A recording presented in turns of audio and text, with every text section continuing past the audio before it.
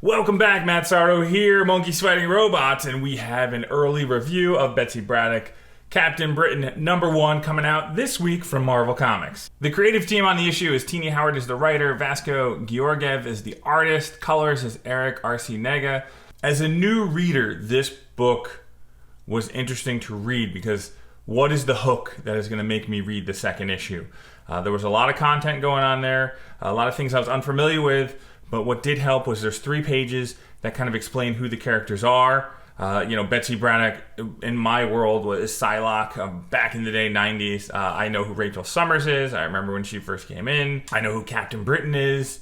I can associate the Captain Britain corpse with the Spider-Verse, so I can definitely connect the dots and make this thing work. For me, I need somebody to connect with, and then I need a conflict that is going to engage me enough to make me want to continue to read the series. And talking about conflict, the conflict is very interesting because there is you have Betsy taking over the mantle of Captain Britain, which nobody wants. We've seen something like that before. Also, Britain versus Betsy, because they've gone through their Trumpian times, so that's an interesting political look. And also you have like the media conflict going in as well. That was really cool. And then you have the conflict of the villain. So there's layers of conflict and layers of chaos. And speaking of chaos, what I liked most about this book was in the action scenes, Vasco gets very loose and chaotic with the action panels. The use of the dark gutters and the dark borders makes you focus on the action. But then the chaotic panels emphasize the action even more and how chaotic an action sequence can be. Like, you're fighting with a dinosaur, you're fighting with a robot that wants to kill you. Like, this is not something that fits in a nine panel grid system. This is chaos. This is action. This is like really fun visuals that you can work with here. And I really like how Vasco uses the chaotic panel structure, because then it adds another level to the chaos that Betsy is going through. She's fighting all these other outside conflicts, and now she's actually in a fight, and the panel structure is very chaotic. And this happens again. There's repetition of this later on in the book, where you get these dark panels that focus on the action, and then they're chaotically put in so that the action flows and moves. Right now, the one that I'm looking at, you see a robot in a crater, and then you see kind of the shockwave ring with the panel structure, and I think that looks really awesome.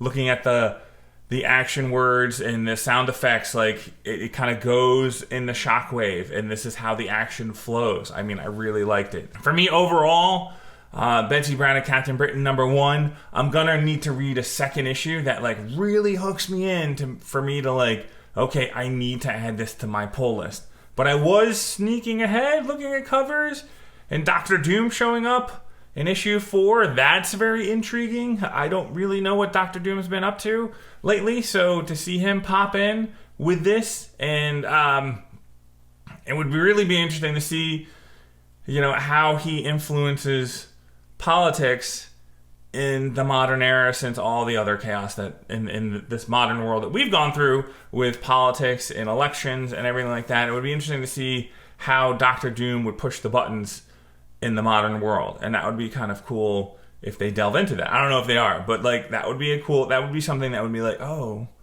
I like this. It could add a certain level of intrigue that'd be like, oh, I need to put this on my pull list right now. Overall, this is a very solid Marvel book. I would like to see Marvel with the ancillary titles. And I hate to say it, but this is an ancillary title outside of the X-Men universe. I would like to see them go more extreme in the art and the stylization of their books, to maybe catch a reader's eye, to maybe, have it stick out from the rest of the books on the shelf. You're like, oh man, look at this art here. Because Vasco kind of has like an anime style in there, but doesn't go full anime. And then the colors kind of like help that out. But like, it would be interesting to see if they had a philosophical change at Marvel where they're like, okay, these are our main titles and this is what people expect, our hamburger to look like, McDonald's model. But like, okay, these fringe stories or these fringe books, let's experiment more and see if we find something, some sort of new style or some sort of great new artist or new way of storytelling, or just push the envelope with these outside stories instead of playing it safe. That's my little Marvel soapbox right there. If I was editor-in-chief, I would try to push the envelope with the outside titles and play it safe through the middle and see if any of the outside things that you create might be able to be brought back to the middle, and then your hamburger tastes better. But I'm Matt Starter, this is Monkeys Fighting Robots. Let me know what books you have on your pull list for this Wednesday, and we're going to get back on a regular schedule. The Monkeys Fighting Robots magazine, issue 4, should be hitting emails in the digital version on Monday and everything like that. Cross our fingers that we have everything together, and then we're going to hit print with that and send it up to the printer, and then we'll be mailing those out. So that's really exciting. So many great writers have worked on this project, and it's definitely not the easiest thing to publish a book. So I respect everybody who publishes a book, and I respect this book, and I respect everybody who's trying to publish books out there. And my goal is to just help you find a better way or look at things differently and appreciate the artwork differently and stuff. And I appreciate everybody who likes and subscribes to these videos.